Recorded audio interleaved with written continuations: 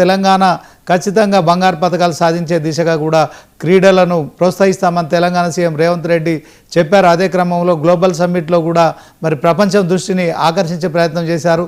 తాజాగా తానే స్వయంగా అంటే ఒక 54-55 ఏళ్ల వయసులో తెలంగాణ సీఎం రేవంత్ రెడ్డి మరి యొక్క ఫుట్బాల్ మ్యాచ్ ఎలా ఆడతారు అనే దాని పట్ల మాత్రం ఇప్పుడు తెలంగాణలో మరి ఇది ఒక హాట్ టాపిక్గా మారిందని చెప్పుకోవచ్చు. సో ఈ అంశం కేవలం తెలంగాణకు మాత్రమే పరిమితం కాకుండా ఆల్ ఓవర్ ఇండియా కావచ్చు, వరల్డ్ కూడా మరి ఆకర్షిస్తున్న పరిస్థితి. ఎందుకంటే రేవంత్ రెడ్డి తలపడుతున్నది మరెవరితోనే కాదు, ప్రపంచ ఫుట్బాల్ మేటి ఆటగాడితో మెస్సీతో తలపడుతున్నాడు కనుక సో ఇది ప్రపంచ వ్యాప్తంగా అంటే గ్లోబల్గా ఒక టాపిక్గా మారిందని చెప్పడంలో ఎలాంటి సందేహం లేదు. ఈరోజు ఇదే అంశంలో స్పెషల్ డిబేటు. ఇక ఈ డిబేట్లో మనతో పాల్గొంటున్నారు చరణ్ కౌశిక్ యాదవ్, కాంగ్రెస్ అధికార ప్రతినిధి. మరి ఈ ఫుట్బాల్ మ్యాచ్పై చరణ్ గారు ఏం చెప్తారు ఒకసారి తెలుసుకుందాం. చరణ్ గారు నమస్తే అండి. చరణ్ గారు చెప్పండి, ఎలా చూస్తారు మొత్తానికి రాజకీయాలని అన్ని పక్కకు పెట్టడం కావచ్చు, ఒకవైపు ప్రతిపక్షాలు కూడా విమర్శలు చేస్తున్నాయి. తెలంగాణలో ఫుట్బాల్ ఆడుకోవడానికి తెలంగాణ సీఎం రేవంత్ రెడ్డికి టైం దొరుకుతుంది, కానీ మరి రైతుల కష్టాలు కావచ్చు, దాంట్లో మరి విద్యార్థుల కష్టాలు కావచ్చు, ఇలాంటి అంశాలపై కూడా హరీష్ రావు లాంటి వాళ్ళు కూడా విమర్శలు చేస్తున్న నేపథ్యంలో 100 కోట్లు వృధా చేస్తున్నారు ప్రభుత్వ సొమ్మని కూడా చెప్తున్న దానికి మీరేం చెప్తారు?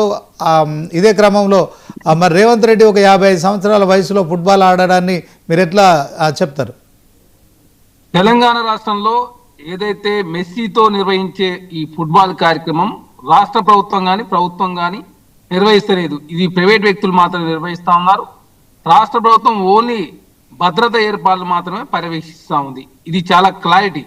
కొందరంటారు ఏకంగా ఏదో కోలు తర్వాత సింగరేణి కాలరీస్ నుంచి పైసలు ఇచ్చిర్రు, వాళ్ళు స్పాన్సర్ చేసిర్రు, తెలంగాణ రాష్ట్ర ప్రభుత్వం ఖర్చు పెడుతుంది 100 కోట్లు అని చెప్పేసి నమస్తే తెలంగాణ కావచ్చు, టీ న్యూస్ కావచ్చు, టీఆర్ఎస్ పార్టీ మొత్తం దీన్ని పెద్ద ఎత్తున బదనాలు చేసే ప్రయత్నం వారు చేస్తూ ఉన్నారు.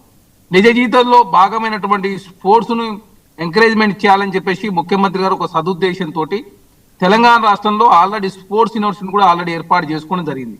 అందులో దిగ్గజాలైనటువంటి క్రికెట్లో నిష్ణాత కపిల్ దేవ్ లాంటి వాళ్ళు, అదే చాలా మంది నిష్ణాతులైనటువంటి స్పోర్ట్స్ రంగంలో అనుభవం వాళ్ళందరూ కూడా ఆ స్పోర్ట్స్ ఏదైతే బోర్డులో తీసుకొని రాష్ట్ర వ్యాప్తంగా స్పోర్ట్స్ సంబంధించినటువంటి ఎంకరేజ్మెంట్ ఏ విధంగా కల్పిస్తే గ్రామీణ స్థాయి నుంచి పట్టణ స్థాయి వరకు మనం క్రీడాకారులను తయారు చేయొచ్చు అని చెప్పి ప్రభుత్వం భావించింది. అదే కాకుండా హర్యానాకు అత్యధికంగా ఒలింపిక్స్ లో పథకాలు సాధిస్తా ఉంది కాబట్టి తెలంగాణ కూడా హర్యానాను కన్నా కూడా తెలంగాణ రాష్ట్రానికి ఎక్కువ అత్యధికంగా ఒలింపిక్స్ లో పథకాలు వచ్చే విధంగా ముందుకు పోయే ప్రయత్నంలో భాగంగా ప్రభుత్వం అన్ని రకాల ఏర్పాట్లు చేస్తూ 4th సీట్ లో 1,00,000 మంది కెపాసిటీతో కూడా క్రికెట్ స్టేడియం కూడా నిర్మించబోతా ఉంది. ఆల్రెడీ స్పోర్ట్స్ యూనివర్సిటీ ఏర్పాటు చేసుకున్నారు.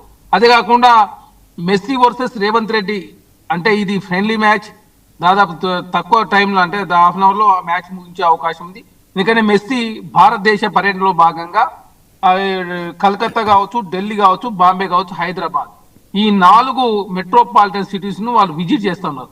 దానిలో భాగంగా రాష్ట్ర ప్రభుత్వము దీన్ని వాడుకునే ప్రయత్నంలో మంచి ప్రచారాన్ని వచ్చే విధంగా కావచ్చు, తెలంగాణ రాష్ట్రం ఏ విధంగా స్పోర్ట్స్ కు ప్రయారిటీ ఇస్తా ఉందని తెలియజేసే ప్రయత్నంలో భాగంగా ముఖ్యమంత్రి గారే స్వయాన ఫుట్బాల్ ఆడబోతా ఉన్నాడు. అదే కాకుండా స్వతహాగానే ముఖ్యమంత్రి గారు ఫుట్బాల్ ప్లేయరు, అదే కాకుండా వారికి మక్కువ ఉంది కాబట్టి అదేవిధంగా మెస్సీ గారు వస్తున్నాడు కాబట్టి హైదరాబాద్ కూడా దీన్ని తెలంగాణ రాష్ట్రానికి కావచ్చు, భారతదేశానికి కావచ్చు, ప్రపంచానికి తెలంగాణ హైదరాబాద్ ఏ విధమైనటువంటి సౌకర్యాలు కావచ్చు, ఏ విధంగా ప్రయారిటిస్తుందో తెలియజేసే ప్రయత్నంలో భాగంగా ఈ పెళ్లి మ్యాచ్ నిర్వహించబోతుంది. ఇదే కాకుండా 1950 నుంచి 70 వరకు హైదరాబాద్ అంటేనే ఫుట్బాల్, అదే కాక దేశవ్యాప్తంగా ఒక ఉత్సాహం ఉండేది. అదే కాకుండా విక్టర్ అమల్ రాజ్ కావచ్చు, తులసి దాస్ బలరాం కావచ్చు, సయ్యద్ నయాముద్దీన్ వంటి వాళ్ళు దిగ్గజాలు భారత్ ఫుట్బాల్ జట్టుకు ప్రాతినిధ్యం వహించారు.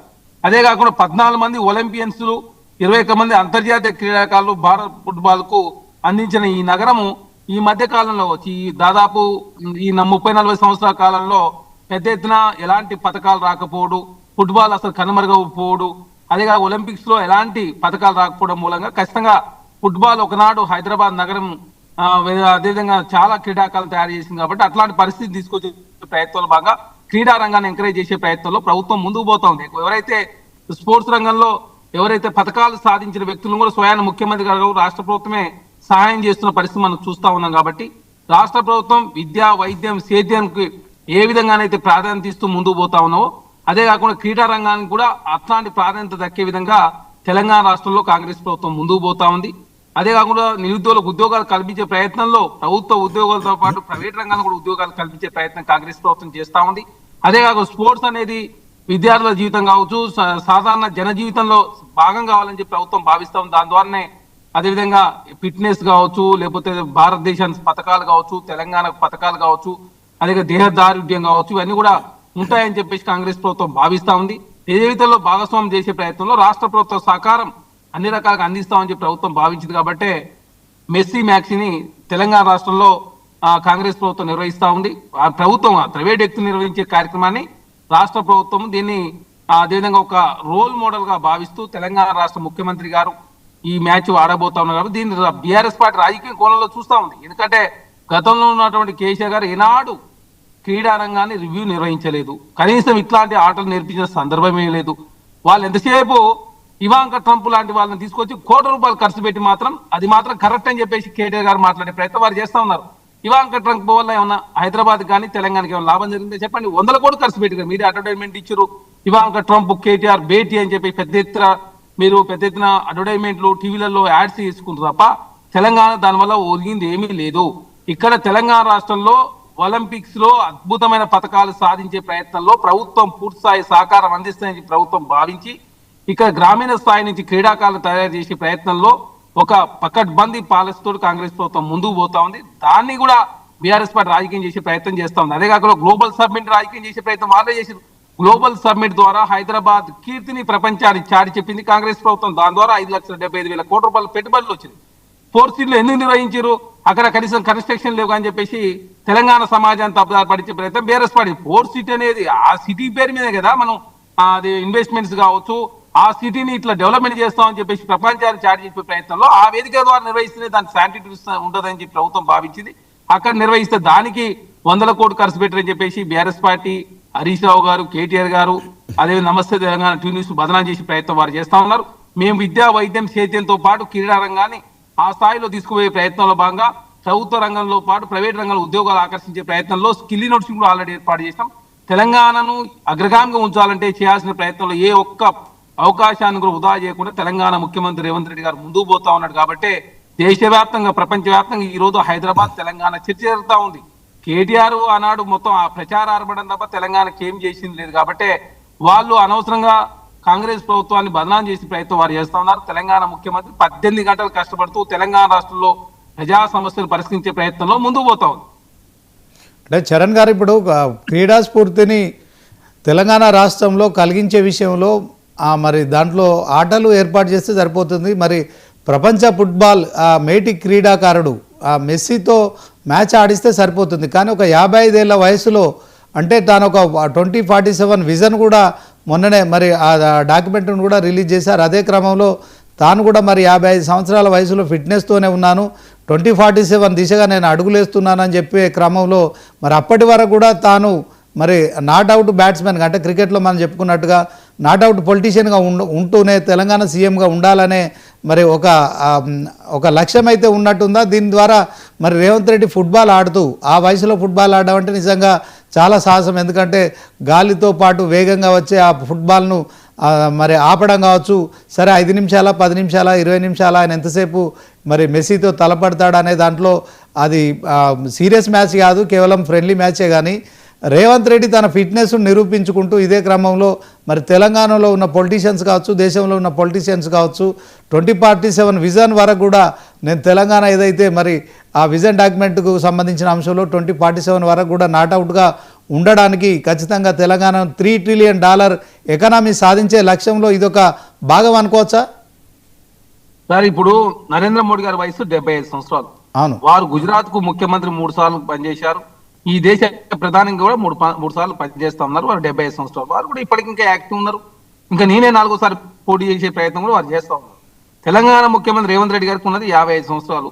విజన్ 2047 లక్ష్యం అంటే ఇక 22 ఇయర్స్. 22 అంటే అప్పటికు రేవంత్ రెడ్డి గారికి నరేంద్ర మోడీ గారి వయసు వస్తుంది. అదే కాకుండా దేహదారి విషయంలో కావచ్చు, స్వతహాగానే ముఖ్యమంత్రి గారు స్పోర్ట్స్ మ్యాన్ కాబట్టి తర్వాత వారి ఆహార అలవాట్లు కావచ్చు, వాళ్ళ సిస్టమేటిక్ కావచ్చు, కమిట్మెంట్ కావచ్చు, వేరే రకమైనటువంటి ఎలాంటి అలవాట్లు లేకపోవడం కావచ్చు, ఖచ్చితంగా తెలంగాణ రాష్ట్ర ముఖ్యమంత్రి ఆ లక్ష్యంతో ముందుకు పోతున్నారు కాబట్టి 2047 లక్ష్యం పెట్టుకొని తెలంగాణ భారత్ ఏదైతే 2047 విజన్ తో వారిపోతా ఉన్నారు. మేము వైబ్రెంట్ తెలంగాణ కావచ్చు, తర్వాత ఆ 2047 లక్ష్యంతో తెలంగాణ ముందుకు పోతా ఉంది. అదే కాకుండా కేసీఆర్ గారు 10 సంవత్సరాల కాలంలో ఏనాడు ఒక విజన్ పెట్టుకొని ముందుకు పోయిన సందర్భమే లేదు. ఒక మాస్టర్ ప్లాన్ తయారు చేసిన పరిస్థితే లేదు. క్రీడా రంగాన్ని ఎంకరేజ్ చేసిన పరిస్థితే లేదు. విద్యారంగాన్ని పడుచుకున్న పాపాన పోలే. ఎంతసేపు వాళ్ళు ఏంటంటే ఫేక్ ప్రచారాలు చేసుకుంటూ ఫేక్ ప్రాపగండతో మాత్రం వాళ్ళు బతికిరు. నేను అఖిలేష్ యాదవ్ వస్తాట, అఖిలేష్ యాదవ్ అట అన్నాడట, మరోసారి కేసీఆర్ ముఖ్యమంత్రి అయితే అన్నానని చెప్పేసి నమస్కారంగా టీ న్యూస్ కేటీఆర్ ట్విట్టర్ లో పెద్ద ఎత్తున ట్రోలింగ్. నిన్న కల్వకుంట్ల కవిత మాట్లాడిన ప్రశ్నలకు సమాధానం చెప్పి ఫస్ట్ కల్వకుంట్ల కవిత గారు మాట్లాడేది కదా, ఎవరన్నా అల్లుడు ఫోన్ ట్యాప్ చేస్తారని చెప్పేసి మాట్లాడింది. ఎవరిని అడిగింది? కేసీఆర్ గారిని అన్నారు కదా, అల్లుడు ఫోన్ ఎవరైనా ట్యాప్ చేస్తా, అల్లుడు కాదు తెలంగాణ రాష్ట్రం ఎవరి ఫోన్ ట్యాప్ చేయొద్దు, అల్లుడు ఫోనే ట్యాప్ చేసిరని. అదే కాకుండా ఒక మహిళా ఫోన్ కూడా ట్యాప్ చేసిరని చెప్పి మాట్లాడి ఇల్లు పాలసీని తనే తీసుకొచ్చిన కేటీఆర్ గారిని చెప్పి చాలా స్పష్టంగా చెరువులు మాయం చేసిరని చెప్పి మాట్లాడింది. మరి ఎందుకో కేటీఆర్ గారు, హరీష్ రావు గారు స్పందించరు.